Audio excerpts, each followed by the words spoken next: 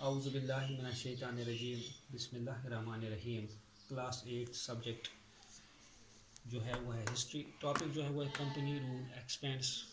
میں subject teacher class 8 history کا حضر محمد ملک ہوں،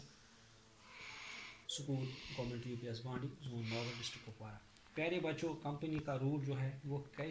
کن طریقوں سے 1757 سے لے کے 1875 تک جو ہے وہ پھیل گیا، یعنی ایک صدی لگی انگریزی رول کے پھیلاؤ میں۔ تو وہ انہوں نے کون سے طریقے اختیار کیے؟ چونکہ اگر ہم طریقے بتائیں گے تو انہوں نے ایک طریقہ اختیار کیا، وہ یہ تھا کہ انہوں نے ڈائریکٹ حملے کیے ہندوستان کے ایسے بادشاہوں پر، ان بادشاہوں پر جو انہوں نے اقتصادی طور پر یا سیاسی طور پر یا ڈپلومیٹک طور پہ کمزور دیکھی، نمبر 1۔ نمبر 2، انہوں نے اب ریزیڈنٹس اپوائنٹ کرنے شروع کیے، جن کا معمول یہ ہونا چاہیے تھا کہ وہ کمپنی اور ہندوستانی بادشاہوں کے مابین جو مسئلے تھے ان کو بہتر کرنا تھا، لیکن انہوں نے سکسیشن اور ایڈمنسٹریٹو پوسٹس کے اپوائنٹمنٹ کے لیے جو ہے وہ مداخلت کرنی شروع کی۔ تو یہ بھی ایک سبسڈیری الائنس بھی تھا اور ڈائریکٹ بیٹلز جو تھے یہ بھی تھا۔ تو یعنی 4-5 چیزیں انہوں نے ایسی کی جسے جو ہے انہوں نے 1757 سے 1857 تک اپنا طاقت جو ہے، اپنا معیار جو ہے یا اپنی قوت جو ہے وہ انہوں نے پھیلا دی۔ تو پہلا جو میں کہہ رہا ہوں کہ the attacked an unknown Indian territory, یعنی جہاں پہ ان کو لگا کہ وہاں پہ بادشاہ ہے ہی نہیں، وہاں پہ جو ہے ایک خلیج سا پیدا ہو گیا ہے، یا وہاں پہ جو ہے سیاسی حالت بہت کمزور ہے، جہاں پہ اننون تھی، جو کسی کی زمین تھی ہی نہیں، تو انہوں نے ایسے زمینات جو ہے وہ اپنے گرفت میں لے لیے۔ تو یہ ایک ڈائریکٹ اٹیک تھا اس ٹیریٹری پر جہاں پہ ہندوستان کا کوئی رولر یا کوئی بادشاہ موجود نہیں تھا۔ تو یہ ایک میتھڈ تھی کہ ٹو اٹیک ڈائریکٹلی۔ تو کبھی کبھار انہوں نے ایسا بھی کیا کہ انہوں نے سیاسی طور پر یا اقتصادی حالت کا جو ہے وہ فائدہ اٹھایا، یا ڈپلومیٹک میتھڈز کے ذریعے جو ہے وہ انہوں نے کوشش کی کہ رولرز کو پھنسایا جائے، انڈین رولرز کے ساتھ جو ہے سیاسی معاملات جو ہے وہ بڑھایا جائے، اقتصادی مسئلے جو ہے اگر وہ کمزور ہے تو اس کا فائدہ انہوں نے اٹھانا شروع کیا، یا ڈپلومیسی کہیں انہوں نے اختیار کی، اور اس طرح سے جو علاقے ابھی تک ان کے قبضے میں نہیں آئے تھے وہ انہوں نے سیاسی طور پر، اقتصادی طور پر اور ڈپلومیٹک طور جو ہے وہ انہوں نے اپنے پکش میں یا اپنے جو ہے جو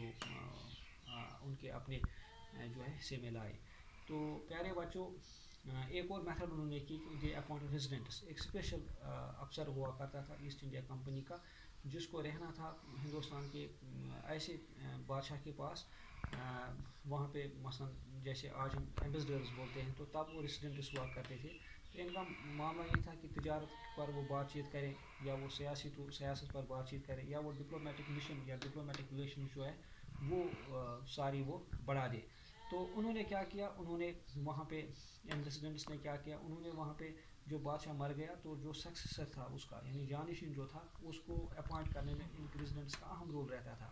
اور وہاں پہ جو بیوروکریسی تھی، ایڈمنسٹریٹو پوسٹ جو تھے، ان کی اپوائنٹمنٹ کے لیے ریزیڈنٹس نے انٹرفیئر کرنا شروع کیا۔ تو اس طرح سے انہوں نے اپنے وہاں ایسے افسران یا ایسے بادشاہ منتخب کیے جنہوں نے انگریزوں کے لویل تھے، جو انگریزوں کے وفادار تھے، یا جنہوں نے انگریزوں کی ہی بات کی، اور جن افسروں نے انگریزوں کا ہی کام وہاں پہ چلانا شروع کیا۔ تو اس طرح سے ریزیڈنٹ جو تھے انہوں نے اہم رول ادا کیا انگریزی راج کو بڑھانے کے لیے، انگریزی حکومت کو ہندوستان میں مضبوط بنانے کے لیے۔ پیارے بچوں، چوتھی میتھڈ جو تھی دیٹ واز سبسڈیری الائنس، یعنی کہ الائنس کی انگریزوں نے ہندوستانی رولرز کے ساتھ۔ مثلا کوئی ہندوستانی بادشاہ اگر وہ اپنے آپ کو آزاد بھی کہہ رہا تھا، لیکن وہ اپنی فوج نہیں رکھ سکتا تھا،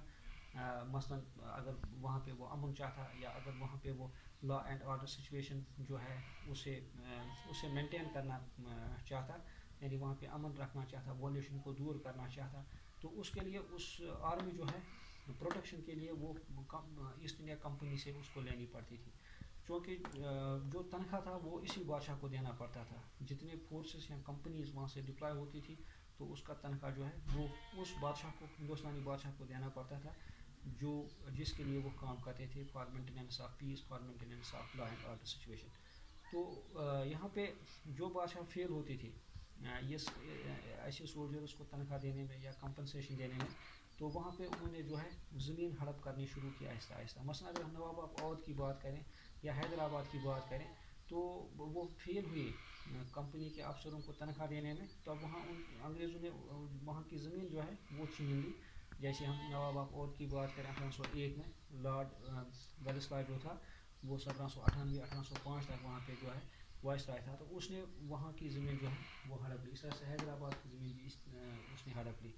तो कभी कभार अंग्रेज़ों ने डायरेक्ट बैटल्स, यानी उनको लगा कि ये बादशाह ख़तरनाक है, ये न मानने वाला बादशाह है, या ये हमारी ऐसे पॉलिसी में फंसने वाला नहीं है, तो उन्होंने बाकी सब फोर्सेस को इकट्ठा किया और इस तरह से उन्होंने कुछ डायरेक्ट हमले भी किए हिंदुस्तान के कुछ बादशाहों पर। जैसे कि हम टीपू सुल्तान या हैदर अली की बात करें, जो काफ़ी मशहूर थे मैसूर में, जिनके पास हथियार भी थे, ट्रेनिंग भी थी, वेल इक्विप्ड वेपन्स भी थे। तो टीपू सुल्तान और उसके बाप ने जब उनका फरमान माना ही नहीं, उनके खिलाफ वर्जी उन्होंने की और उन्होंने सोचा कि अब इनको हिंदुस्तान से निकालना ही है। तो 1767-1769 में पहली बार हैदर अली ने लड़ाई शुरू की थी। 80 और 84 में भी उसने जो है वो लड़ाई शुरू की। तो